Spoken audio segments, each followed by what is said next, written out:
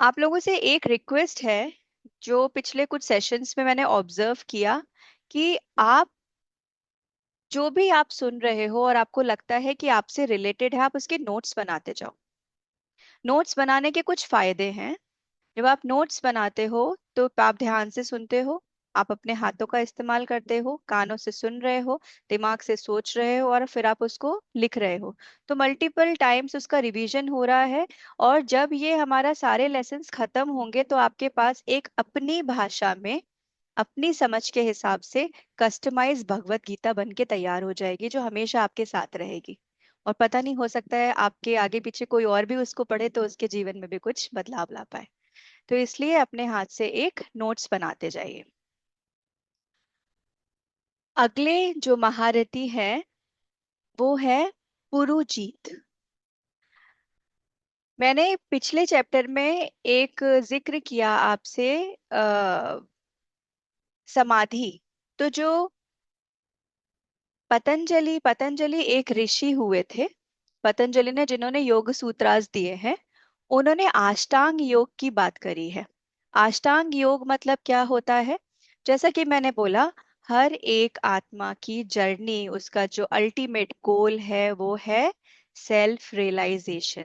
तो self realisation तक पहुंचने के लिए एक साधक को जिन जिन नियमों का पालन करना पड़ता है, उन नियम को कहा गया है अष्टांग योग। ठीक है। उन सबका जिक्र इन आगे इन महारथियों में धीरे धीरे करके आएगा। तो ये जो अगले महारथी हैं, इनका नाम है पुरुजीत। पुरुजीत को प्रत्याहार कहा गया है। प्रत्याहार क्या है? Withdrawal from senses and minds. जैसे कि जब हम ध्यान में, आप सब ने कभी ना कभी लाइफ में ध्यान एक्सपीरियंस किया है, माइंडफुलनेस प्रैक्टिस किया है। जब भी हम ध्यान में बैठते हैं तो कई बार ऐसा होता है कि अननेसेसरी थॉट्स आकर हमको ट्रबल करते हैं, है ना? तो जब, और सारा डेटाबेस उनको मिलता कहाँ है? 5 सेंसेस से, जो हमने फर्स्ट चैप्टर में पढ़ा था। और 5 सेंसेस से डेटा मिलता है, उसको माइंड उसकी खिचड़ी बनाता है और आपको ध्यान में बैठने नहीं देता। तो प्रत्याहार क्या है? कुछ इस तरीके की टेक्निक, जिसको हम आगे पढ़ेंगे, उनको प्राणायाम कहते हैं, उनको यूज करके अपने पूरे सेंसेस से विड्रॉल कर लेना अवेयरनेस को, और माइंड से विड्रॉल कर लेना, डिटैच हो जाना, और अपनी पूरी अवेयरनेस अंदर ले जाना, इस प्रत्याहार। ये है पुरुजीत। दूसरे हैं कुंती भोज। कुंती भोज थे कुंती के पिता। इनको बताया गया है आसना, मतलब balanced mental and physical state. Balanced mental and physical state. ध्यान की यात्रा पे चलने के लिए हर एक साधक को एक प्रॉपर पोजीशन का ध्यान रखना बहुत जरूरी है। एक्सक्यूज प्रॉपर मी, पोजी सॉरी। आप फिर से बताएंगे इसके बारे में प्लीज? हाँ, ध्यान के रास्ते पे, जो हम सेल्फ रियलाइजेशन की बात कर रहे हैं, ध्यान के रास्ते पर चलने के लिए हर एक साधक को कुछ नियमों का पालन करना जरूरी है। अपने बॉडी को बैलेंस रखना जरूरी है, जिसको आसन कहा जाता है। आसन क्या होते हैं उसके मैं आपको नियम बताती हूँ। सबसे पहला नियम, बॉडी स्ट्रेट। ये नियम आप लिख लो। जब आपको ये नियम याद हो जाएंगे, आपको बहुत फायदा होगा जब आप ध्यान में बैठोगे। और जिनको तकलीफ होती है ध्यान लगाने में, विचार परेशान करते हैं, अगर आप इन नियमों का पालन करोगे आपको बहुत फर्क पड़ेगा। First is body straight, second spine straight, third chin parallel to floor. तो चिन ऐसा भी नहीं होना, कभी नोटिस किया हो, ध्यान लगता है तो कभी ऐसे हो जाते हैं, तो कभी ऐसे हो जाते हैं, तो कभी ऐसे हो जाते हैं। अब अब आप सोचो, यहाँ पे हम योद्धा की बात कर रहे हैं, महाभारत लड़ रहे हैं हम, महाभारत की बात कर रहे हैं। एक योद्धा अगर युद्ध में जाता है और वो ऐसा जाता है, तो क्या होगा? नहीं जा सकता ना। कैसा जाता है? तन के जाता है। वो अगर ऐसे, जब आप ऐसे करोगे तो नाक ऊपर हो गई, तो ईगो आ गया, नाक झुक गई तो डरा हुआ है। तो ना वो ईगो को लेके जा सकता है ना, वो डर के जा सकता है। वो समर्पण भाव से युद्ध में छाती चौड़ी करके युद्ध में जाता है, ये सोच के कि समर्पित हूँ, पूरा बेस्ट पॉसिबल एफर्ट्स डालूंगा और जीत के आऊंगा। ठीक है। तो चिन पैरेलल टू फ्लोर, ना ऊपर ना नीचे। Next fourth one is shoulders back, सीधे शोल्डर। ये ऐसे नहीं, सीधे straight straight shoulder. And chest forward, तो जैसे शोल्डर पीछे जाएंगे चेस्ट अपने आप ही आगे आ जाएगा। इमेजिन करो एक योद्धा, so we all are warriors here, we all are Arjuns here. तो इमेजिन करो कि अगर आप योद्धा हो तो आप कैसे जाओगे। तो शोल्डर्स पीछे, छाती आगे, पेट अंदर। बहुत खाना खा के जा सकते हैं क्या वॉर पे? नहीं, खूब सारा खाना खाया, पूरी कचौड़ी लड्डू सब कुछ खा के युद्ध में चले गए, सो जाएंगे, लड़ तो नहीं पाएंगे, है ना। तो मगर यहाँ पे बात करी है स्टमक इन का मतलब है तप। तप यानी स्वाध्याय, सत्संग, ये सब आपके जीवन का हिस्सा होने चाहिए। अच्छा, स्वाध्याय से मतलब है सेल्फ रीडिंग, सेल्फ स्टडी। कुछ पढ़ो, कुछ अच्छा पढ़ो, अपने आत्मबोध से, सेल्फ रियलाइजेशन से रिलेटेड कुछ कुछ पढ़ो, जिससे कि आपकी जो सोल है उसकी ग्रोथ हो। और सत्संग मतलब अच्छे लोगों से कांटेक्ट में रहो, उनसे बातें करते रहो, उससे बहुत फायदा होगा। अगला, फोकस्ड आईज ऑन आज्ञा चक्र। आज्ञा चक्र इज थर्ड आई। अब सोचो, युद्ध के मैदान में खड़े हो, फोकस नहीं है, यहाँ वहां ध्यान है, कोई भी उठा के मार के चला जाएगा, पता ही नहीं चलेगा। सो फोकस्ड, फोकस बहुत जरूरी है। जब भी आप सबको बोल रही हूँ, सबने कहीं ना कहीं एक्सपीरियंस किया है, अगर आपने इन सारे नियमों का पालन किया, आपके ध्यान में 25% बढ़ोतरी तो ऐसे ही हो जाएगी, मतलब the quality of your meditation will immediately improve. ठीक है। सो दिए हमारे 7 रूल्स थे आसन के, जो आज से हम भी फॉलो करेंगे। इस सेशन में भी जब बैठते हो ना, तो अवॉइड झुककर बैठना, सीधे बैठो, तन के बैठो, स्पाइन सीधा रखो। विशाल जी कंधे सीधे करो। और देखो, जैसे ही कंधे पीछे करते हैं ना, वैसे ही स्पाइन अपने आप ही सीधी हो जाती है। और स्पाइन कितनी इंपॉर्टेंट है, ये तो मेरे ख्याल से यहाँ पे बैठे लगभग सब लोग जानते हैं। ठीक है, आगे चलते हैं। अच्छा, मैंने जिक्र किया था पतंजलि के बारे में, तो पतंजलि ने जो अष्टांग योग बताए हैं, उनका जो नाम है वो है यम। यम मतलब डिसिप्लिन। यम, नियम, रूल्स फॉलो करने पड़ते हैं, मतलब कंट्रोल होना चाहिए, नियमों का पालन करना चाहिए, डिसिप्लिन होना चाहिए। परफेक्ट आसन, प्राणायाम हम अभी पढ़ेंगे, प्रत्याहारा जो अभी हमने पढ़ा कि डिटैचमेंट, अब मतलब अपने सेंसेस और माइंड से विड्रॉ कर लेना। और धारणा, ध्यान और समाधि, कि ये हम अभी आगे पढ़ेंगे। ये उनके 8 रूल्स हैं। हाँ, नेक्स्ट है शैव्य। एक और महारथी हैं शैव्य। शैव्य है नियम का प्रतीक। तो जो अभी अष्टांग योग में बात करी, उसमें जो नियम का प्रतीक है वो है शैव्य। शैव्य से मतलब है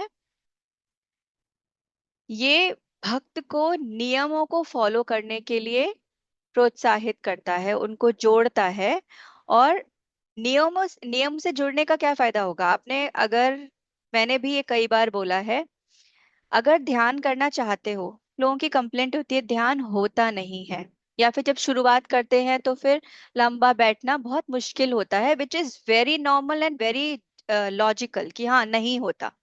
मगर अगर आप डिसिप्लिनरी, रोज रोजाना 1 मिनट 2 मिनट अगर आप बैठते हो एक ही टाइम पर, धीरे धीरे धीरे धीरे वो अपने आप होने लगेगा। आई एम श्योर बहुत लोगों ने इस चीज को एक्सपीरियंस भी किया होगा। और मेरा रिकमेंडेशन हमेशा ये होता है, 1 मिनट से शुरू करो और हर दिन एक एक मिनट बढ़ाते जाओ, तो मंथ खत्म होते होते 30 मिनट तक बैठना सीख जाओगे, है ना। तो अब यहाँ पे नियम क्या है, इसमें एक और अच्छी बात है, जो शैव्य थे वो युधिष्ठिर के ससुर जी थे, रिश्ते में वो युधिष्ठिर के ससुर जी लगते थे। तो ये जो हमने पिछले चैप्टर में पढ़ा था कि पांचों पांडव की धर्म पत्नी कौन थी?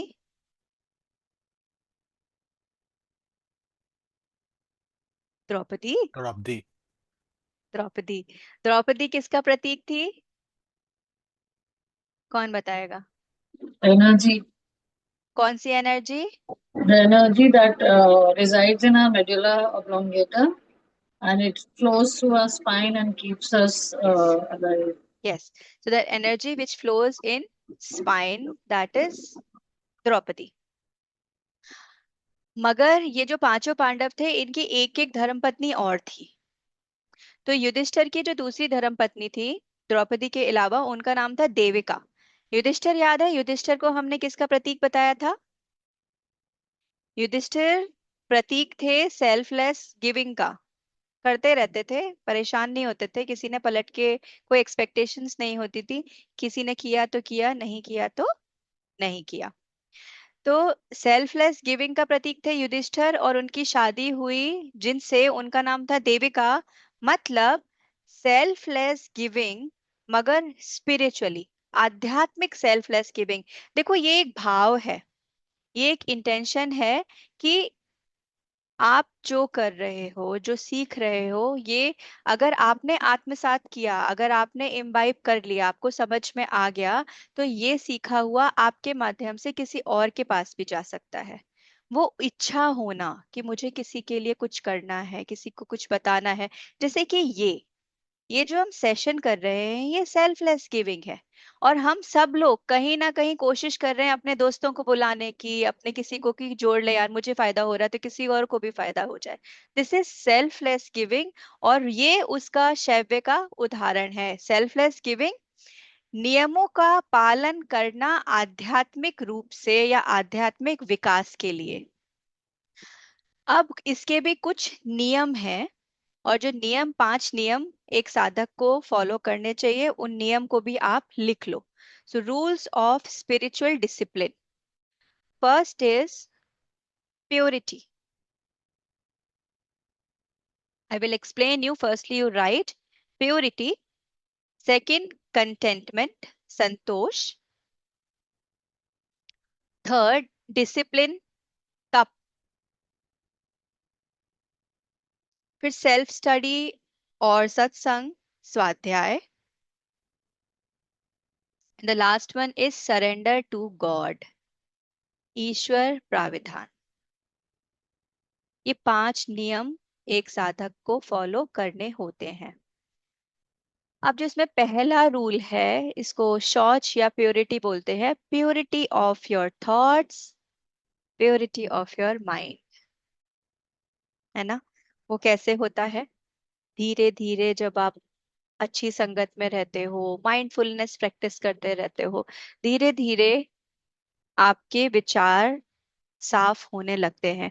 अच्छा पढ़ते हो, अभी हमने जितने लेसन्स पढ़े, हमने जब कौरवों को ढंग से पढ़ा था, हमने पांडवों को पढ़ा था, तो कितनी बातें मन में ऐसी आई थी, अरे यार ये चीज है जिसपे मुझे काम करने की जरूरत है ना?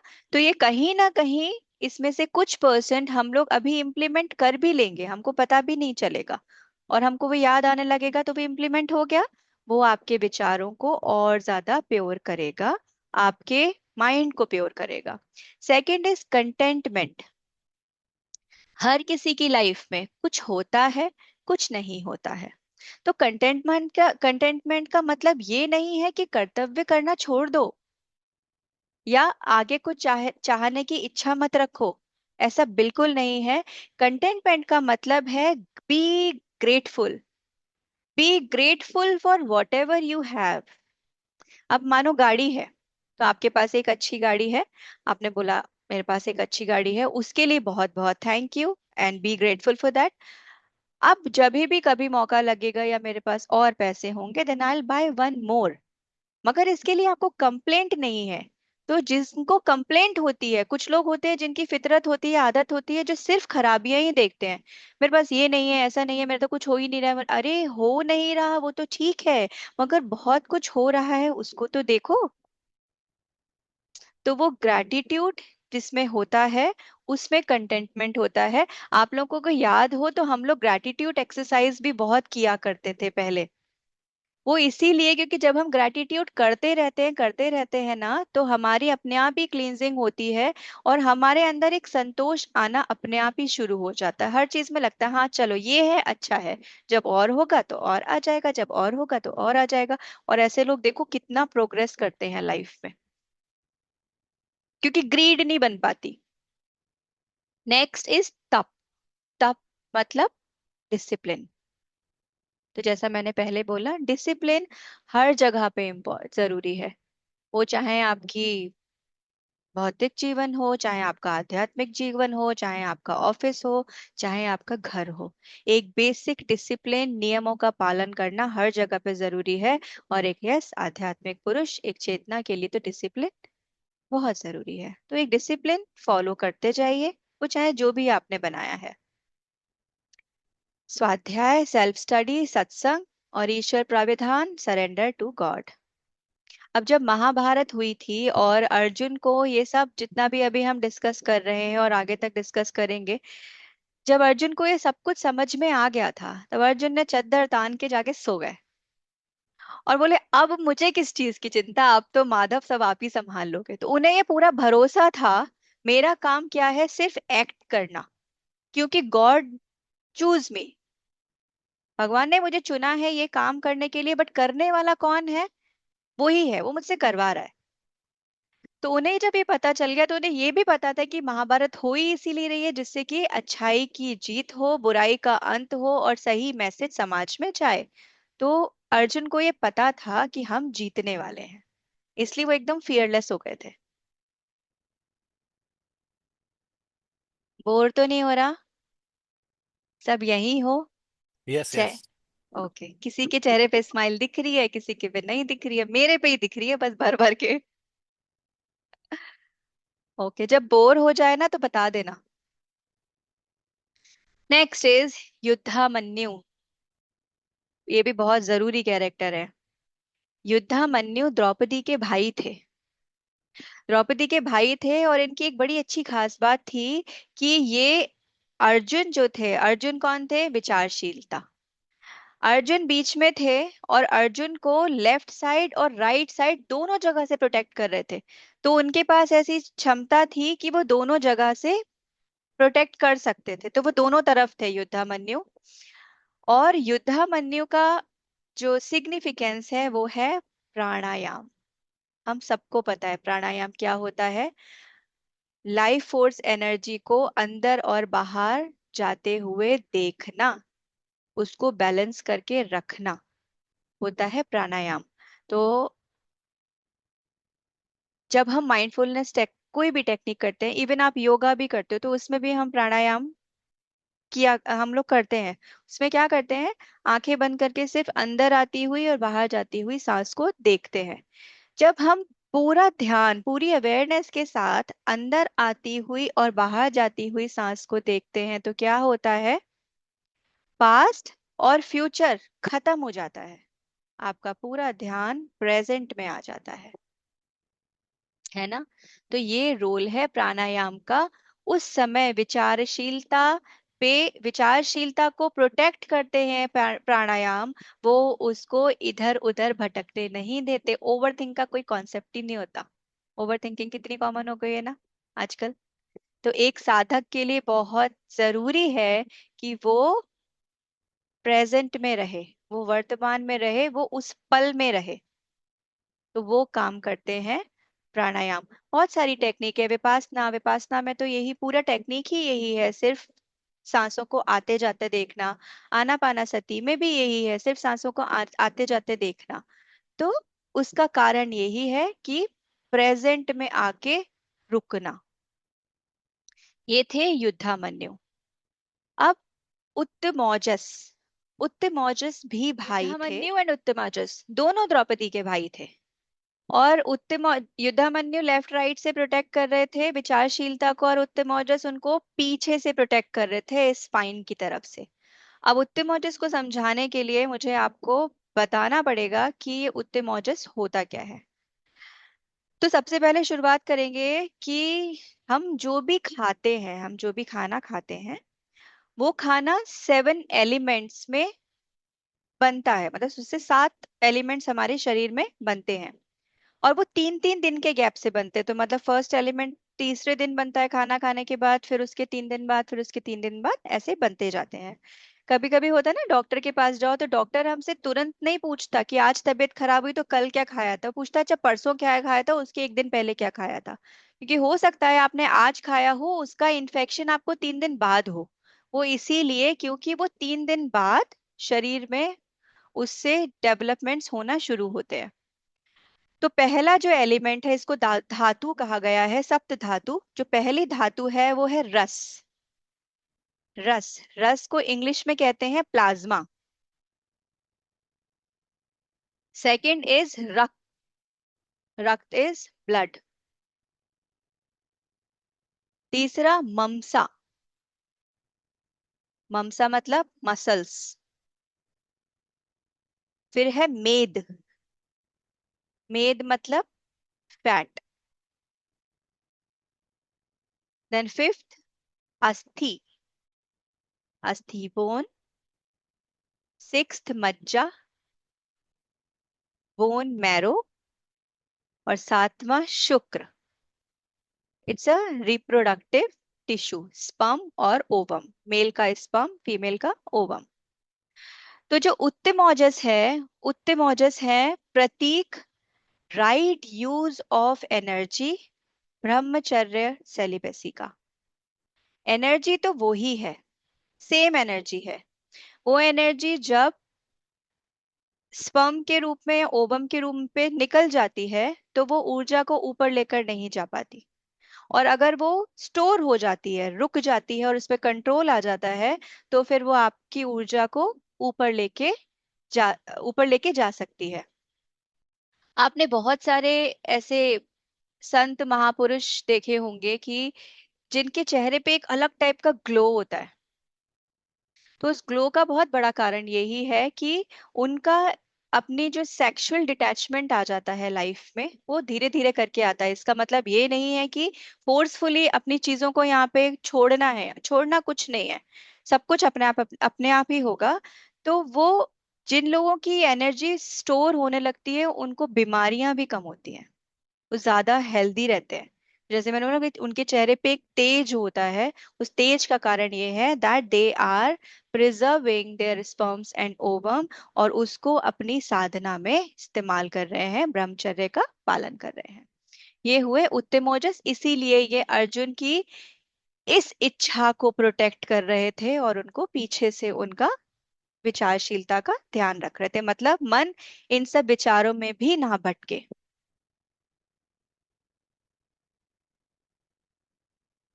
अभी तक क्लियर है? अगले कैरेक्टर है। तो 7 धातु थी, पहली धातु प्लाज्मा, फिर ब्लड, मसल्स,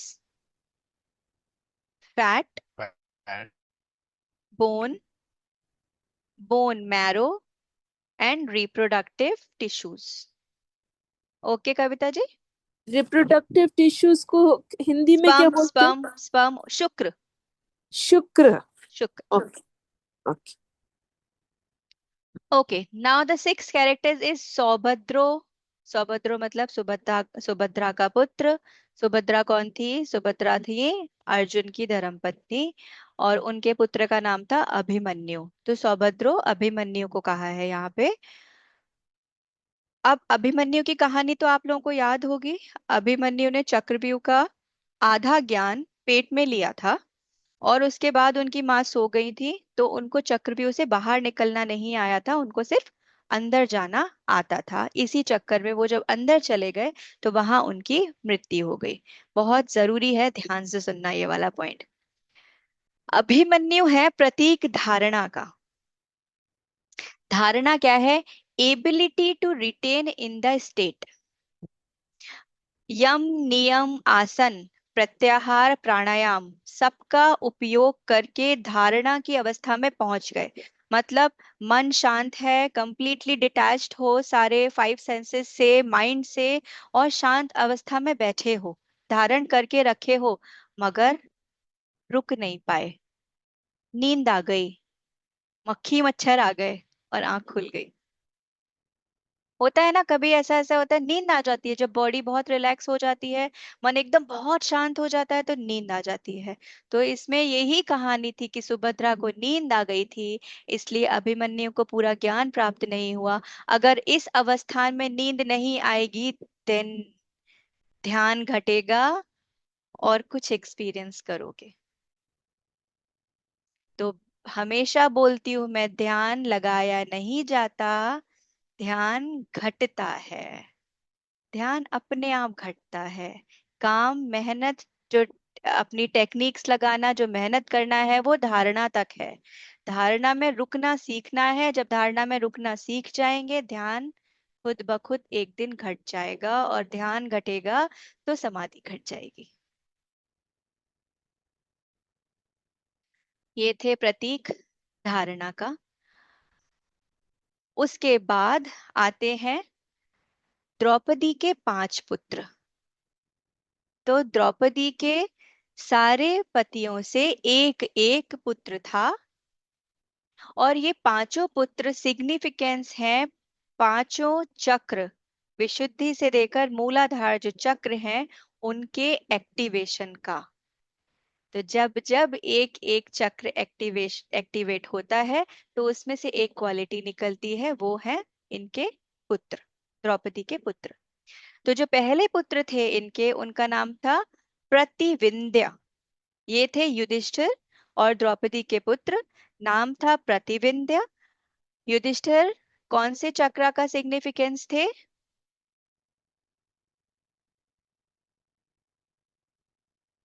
विशुद्धि, थ्रोट थ्रोट चक्र। चक्र। यस, विशुद्धि चक्र, थ्रोट चक्र का।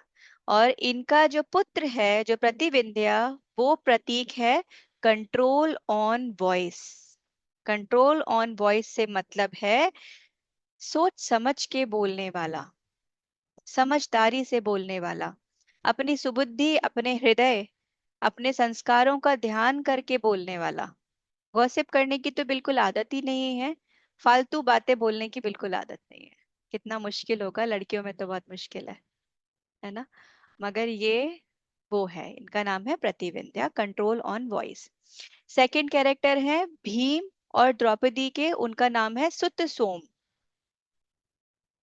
सुत सोम, सुत सोम, ये भी बहुत अच्छा है। सुत सोम क्या है? जब लगातार सेल्फलेसली हम एक्ट करते रहते हैं कुछ भी, जब मौका लगे तब सेल्फलेसली कुछ ना कुछ करते रहो, कुछ ना कुछ करते रहो, तो एक समय ऐसा आता है जब सारी चीजें अपने आप ही आपके साथ होने लगती है। मतलब जो जो आप चाहते हो, जो आपका दिल चाहता है, वो चीजें अपने आप घटने लगती है। मतलब आपके कर्मा आपके हृदय के फेवर में आना शुरू हो जाएंगे। मतलब कर्मा भी आपके फेवर में आना शुरू हो जाते हैं, सब कुछ अच्छा होने लगता है। ये कब होता है? जब सेल्फलेसली एक्ट करते हो। क्यों होता है? इसलिए होता है क्योंकि जब आप सेल्फलेसली एक्ट कर रहे हो ना, अब कोई देख रहा है, कोई आपका हिसाब किताब रख रहा है कर्मों का, तो वो देखता है यार कितनी अच्छी आदत है इस व्यक्ति की, हमेशा करता ही रहता है, कुछ ना कुछ करता रहता है। अब वो उसको इतना वो ही चीज देंगे, अगर वो ज्ञान है, चाहे वो मॉनेटरी हेल्प है, चाहे वो फिजिकल हेल्प है, जिस भी तरीके का आप काम कर रहे हो, वो उसको इतनी अबंडेंट मिलना शुरू हो जाएगी कि वो आराम से बिंदास होके वो काम कर पाएगा। इसीलिए बोलते हैं अगर हम किसी को कोई चीज देते हैं तो मल्टीफोल्ड वापस मिलती है। तो ये एक बहुत अच्छा है भीम और सुत्सोम, सुत्सोम। अगले हैं अर्जुन और द्रौपदी के पुत्र, उनका नाम था श्रुतकर्म। श्रुतकर्म, श्रुतकर्म है प्रतीक कंट्रोल ऑन फूड। खाना भी तो हमारी कहीं ना कहीं कमजोरी हो जाती है ना, किसी किसी की। गरम खाना ही चाहिए, ऐसा ही चाहिए, ऐसा ही होना चाहिए, ये ऐसा नहीं बनता, ये वैसा नहीं बनता, पता है ना। तो उस पे कंट्रोल आ जाना। और जो अर्जुन है वो कौन से चक्र का सिग्निफिकेंस है? मणिपुर चक्र, जो हमारा तीसरा चक्र है, मणिपुर चक्र। तो जब मणिपुर चक्र जिस दिन एक्टिव होगा उस दिन इस पे भी कंट्रोल आ जाएगा, फूड पे। फिर अगले हैं नकुल, जो है स्वादिष्ठान चक्र। नकुल और द्रौपदी के पुत्र शतनिक, इनका नाम है शतनिक। शतनिक सिग्निफाई करते हैं मटीरियल डिटैचमेंट को। मटीरियल डिटैचमेंट, भर भर के हर चीज आपके पास रहेगी मगर उसमें अटैचमेंट नहीं रहेगा। जब अटैचमेंट नहीं रहता तो वो चीज मिलती भी ज्यादा है। तो दैट इज मटीरियल डिटैचमेंट, और वो है शतनिक। फिर लास्ट वन इज सहदेव और द्रौपदी के पुत्र, उनका नाम है श्रुत सेन। श्रुत सेन इज एक तो फियरलेसनेस, और ये किसके, श्रुत से अपने सहदेव कौन से चक्र के सिग्निफिकेंस है? रूट चक्र, मूलाधार चक्र। तो जब मूलाधार चक्र एक्टिव होता है तब क्या घटता है? फियरलेसनेस, बिंदास, किसी चीज का डर नहीं, पूरा भरोसा है, सब कुछ एकदम बढ़िया रहेगा, सब कुछ करने की क्षमता है मुझ में। There is someone who is protecting me, who is taking care of my all requirements. दूसरा सेक्सुअल डिटैचमेंट, घटना घट सकती है, क्रिया घट सकती है मगर अटैचमेंट नहीं होगा। दैट इज मूलाधार चक्र जब एक्टिवेट होगा तब। तो ये थे आज के महारथी। हमारे पांडवों के महारथी खत्म हो गए हैं, तालियां बजाइए इस चीज के लिए। अब नेक्स्ट चैप्टर चालू होगा, उसमें हम कौरव के महारथियों के बारे में पढ़ेंगे। ठीक है, फटाफट एक रिवीजन लेते हैं, जिसका कुछ मिस हो गया हो वो फिर से रिव्यू कर सकता है, लिखना है या जो भी आपको समझना है।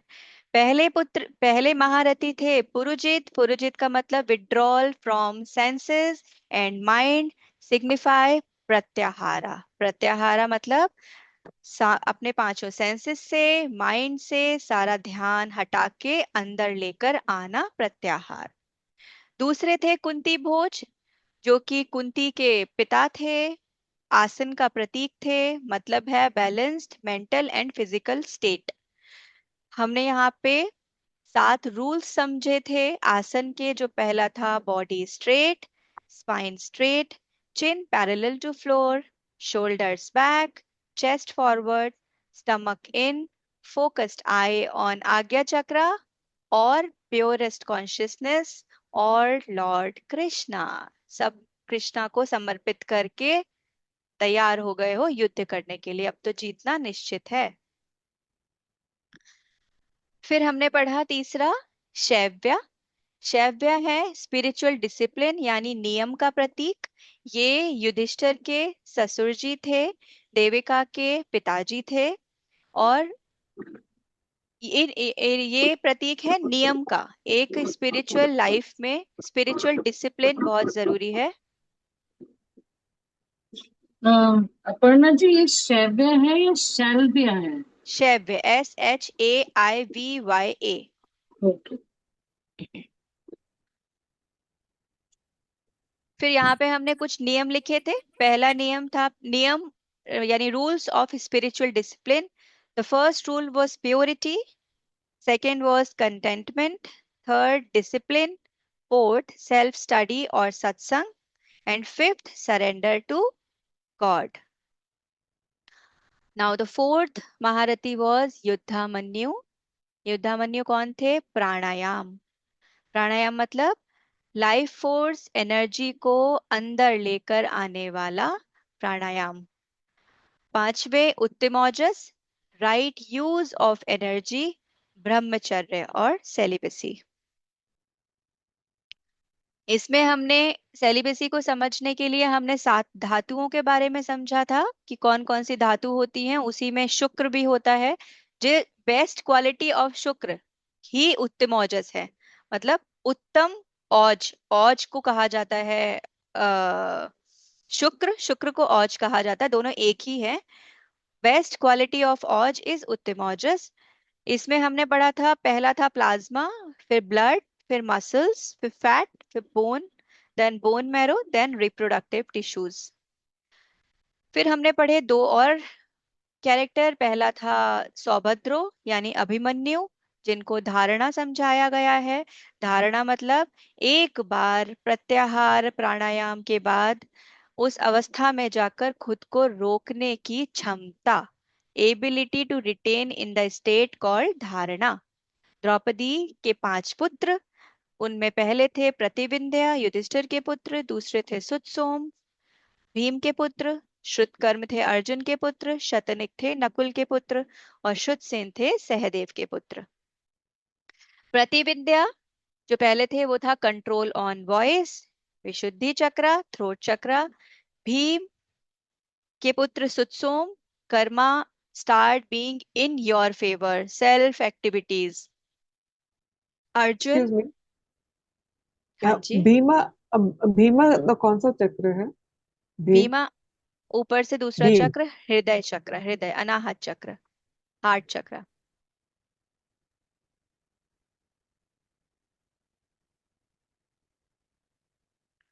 फिर third one is Arjun Manipur चक्र, और उनके बेटे का नाम था Shrutakarma, self control on food. फिर नकुल स्वादिष्ठान चक्र, मटीरियल डिटैचमेंट, उनके बेटे का नाम था शतनिक।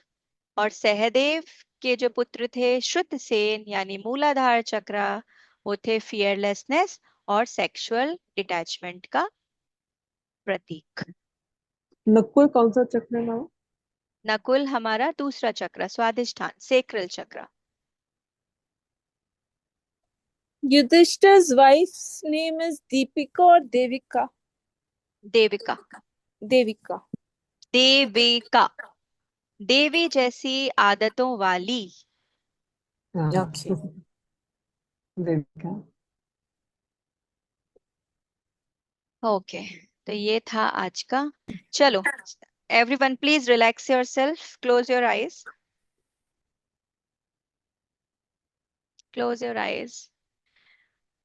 जिन नियमों के बारे में अभी पढ़ा है, आसन के उन सारे नियमों का पालन करते हुए बैठेंगे। Back straight, spine straight, shoulders back, chest forward, stomach in, and focused eyes on Agya Chakra, purest consciousness, on Lord Krishna.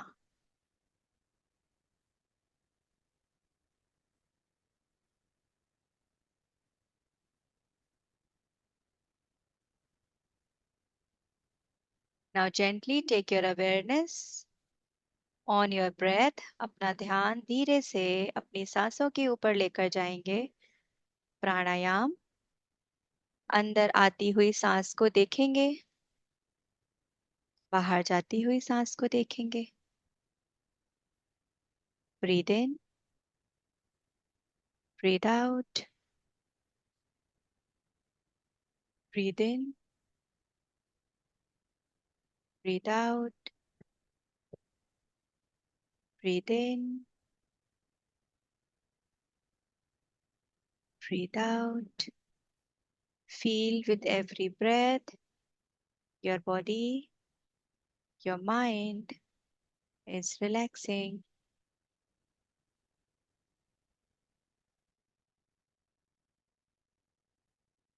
Breathe in, breathe out,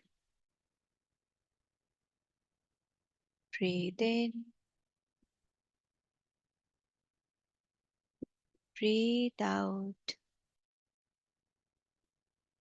Feel with every breath you are going deeper and deeper, and body is getting calmer and calmer.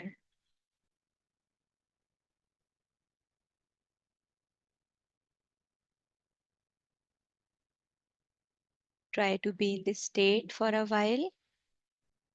Keep breathing and keep feeling your breath.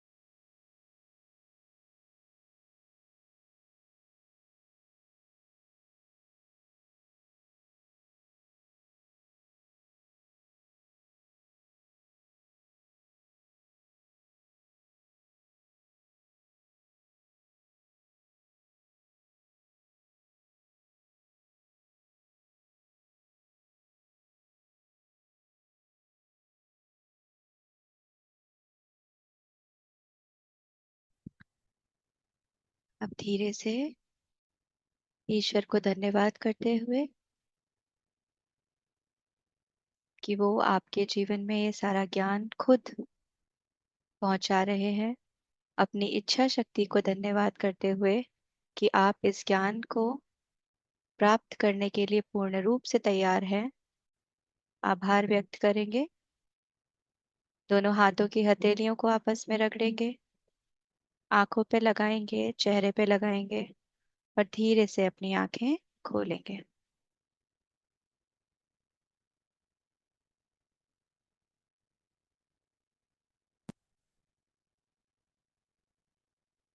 Okay.